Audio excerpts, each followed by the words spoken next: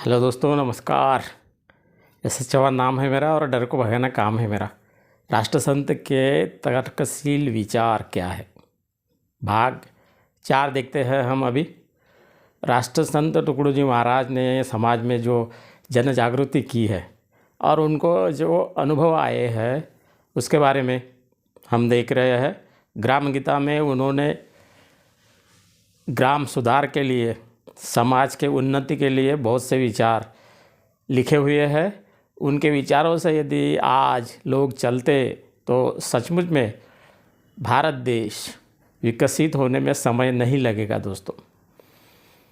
वो प्रबोधन करते थे, एक जगह से दूसरी जगह पर जाते थे और अपने अनुभव लोगों को बताते थे और उनकी बात भी सुनते थे। तो राष्ट्रसंत का जो उपदेश है ग्राम गीता के माध्यम से हम देख रहे हैं। तो अनेक महिलाएं एक बार उनको मिलने के लिए गई और उन्होंने कहा कि महाराज, हमको संतान प्राप्ति चाहिए, ऐसा आशीर्वाद दीजिए। उस वक्त राष्ट्रसंत टुकड़ू जी ने जो कहा है बहुत ही महत्वपूर्ण है और उन्होंने लिख के रखा है अपने ग्राम गीता में। वो लिखते हैं कि साधु संतची मूल देती तरी का वांझ जगी राहती, संत धन वैभव अर्पिती तरी भिकारी न दिसावे। इसका अर्थ ये होता है कि साधु संत यदि पुत्र देते हैं, बाल बच्चे देते हैं, तो एक भी महिला बांझ नहीं रह सकती इस दुनिया में। धन वैभव यदि वो देते सभी को, पैसा संपत्ति अपने आशीर्वाद से, तो कोई भिखारी नहीं दिखता। कितनी महत्वपूर्ण बात उन्होंने कही है दोस्तों, क्योंकि इस बात में दम है, दम। आज हम देखते हैं समाज में बहुत से भिखारी है और अनेक महिलाओं को संतान प्राप्ति नहीं होती है, कुछ वैद्यकीय कारणों के वजह से। लेकिन बहुत से ऐसी भी महिलाएं हैं जो संतान प्राप्ति के लिए बुआ बाबा के पास, महाराज के पास जाती है, आशीर्वाद मांगती है, उसी में समय और पैसा बर्बाद कर देती है। आगे वो कहते हैं कि संत बीमारी बसविती, मग बुवांचेही का प्राण जाती, जगी कोणीच ना मरती, ऐसे का होऊ नये। अर्थात यदि ये जो संत है औरों की बीमारी दूर करते हैं, आशीर्वाद देते हैं, आयुष्मान भव, पुत्र प्राप्ति भव, ऐसे आशीर्वाद देते हैं और निरोगी रहने का उपदेश करते हैं। लेकिन बहुत से, या सभी हम तो कहेंगे, बीमार होने के बाद अस्पताल में क्यों जाते हैं। बड़े बड़े अस्पतालों में अनेक बुआ बाबा गए और डॉक्टर का उपचार कराया है उन्होंने। यदि किसी भी बापू संत बुआ के पास अमर रहने का आशीर्वाद है, मंत्र है, दैवीय या अलौकिक शक्ति है, तो वो तो मरते ही नहीं। वो क्यों मरते हैं, ये भी समाज ने सोचना चाहिए दोस्तों। लेकिन हम है कि मानते ही नहीं, उनके आशीर्वाद के पास में वहाँ पे जाते हैं। राष्ट्रसंत ने कहा है कि संतान प्राप्ति, अमरत्व या सदा निरोगी रहने का कोई भी आशीर्वाद नहीं है इस दुनिया में। मन के तसल्ली के लिए, कुछ समय के लिए अच्छा लगता है कि भाई चलो आशीर्वाद मिल गया, वो सूचना हम स्वीकार लेते हैं। कुछ लोग अच्छा काम करते हैं, कुछ भूल जाते हैं। राष्ट्रसंत ने जो कहा था कि संतान प्राप्ति का कोई आशीर्वाद नहीं है, अमरत्व का कोई आशीर्वाद नहीं है, निरोगी रहने का कोई आशीर्वाद नहीं है। 2 उदाहरण मैं दूंगा दोस्तों। एक उदाहरण है पुत्र के लिए, पुत्र के आशीर्वाद के लिए कुछ महिलाएं, मध्य प्रदेश के इंदौर है, इंदौर मध्य प्रदेश का, उसके पास में नैनोद गांव है, वहाँ पर एक महाराज है। वहाँ पर जो गर्भवती महिलाएं हैं वहाँ जाती है, काय के लिए? पुत्र के लिए। वो बाबा उनको कहता है कि तुम्हारे पेट में लड़की है, लेकिन मेरे आशीर्वाद से लड़का होगा, ये दवाई लीजिए। वो दवाई भी देता है। आशीर्वाद मांगने के लिए अनपढ़ महिलाएं, पढ़ी लिखी महिलाएं, ग्रेजुएट महिलाएं, पोस्ट ग्रेजुएट महिलाएं भी जाती है उनके पास में, और वो आशीर्वाद देते हैं। वो कहते हैं बेटी तुम्हारे पेट में लड़की है,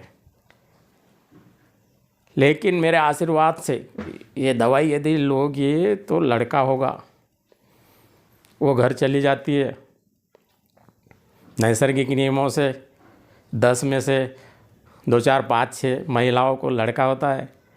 फिर वो बाबा का प्रचार करती है पूरे एरिया में, ज़िले में, और बहुत सी गर्भवती महिलाओं की वहाँ पर भीड़ लग जाती है। जिसको लड़कियाँ होती है वो प्रचार नहीं करती, वो अपने आप को दोष देती है। वो कहती है कि ये मेरे ऊपर किसी अपवित्र व्यक्ति का साया पड़ गया, इसलिए पेट में जो लड़का था उसके लड़की बन गई, बाबा का कोई दोष नहीं है। इस प्रकार से बाबा की दुकानदारी चित भी मेरी, पट भी मेरी, इस प्रकार से चलते रहती है। इसके पीछे कारण क्या है? लॉ ऑफ प्रोबेबिलिटी, शक्य अशक्यता का नियम। वो कैसे? 10 प्रश्न यदि किसी शिक्षक ने लड़कों को दिया कि इस प्रश्न का जवाब हाँ या ना में दीजिए, यस और नो में दीजिए, टिक मार्क कीजिए। एक लड़का है बुद्धू, उसको कुछ भी नहीं आता है, लेकिन वो अंदाज से सभी प्रश्नों के जवाब हाँ हाँ हाँ हाँ कर देता है, टिक मार्क लगा देता है। और लॉ ऑफ प्रोबेबिलिटी के कारण 50%, 60%, 70% उसका जवाब सही आ जाता है। उसने तो दिमाग नहीं लगाया, उसने पढ़ाई भी नहीं की, उसके बावजूद भी वो पास हो गया, मेरिट में आ गया। काय के वजह से? लॉ ऑफ प्रोबेबिलिटी के वजह से, शक्य अशक्यता के नियम के कारण। इसी प्रकार से बाबा की दुकानदारी चलती है। अंदाज से देते हैं वो, लोगों को समझ में नहीं आता। गुजरात की एक पार्वती माँ थी, वो भी पुत्र देने का, होने का आशीर्वाद देती थी। महाराष्ट्र से, आसपास के गांवों से 4 व्हीलर में भर के वहाँ पर महिलाएं जाती थी, आशीर्वाद लेकर के आती थी। वहाँ पर भी लॉ ऑफ प्रोबेबिलिटी चलती है। कुछ दिनों के बाद में उनकी दुकानदारी बंद हो गई, देहांत हो गया। नैनोद का जो बाबा है, लड़की का लड़का बनाने वाला, करिश्मा करने वाला, ऐसा लोग कहते थे। एक बार अंधश्रद्धा निर्मूलन समिति के राष्ट्रीय संगठक प्राध्यापक श्याम मानव सर वहाँ पर गए और उनका भंडाफोड़ कर दिया।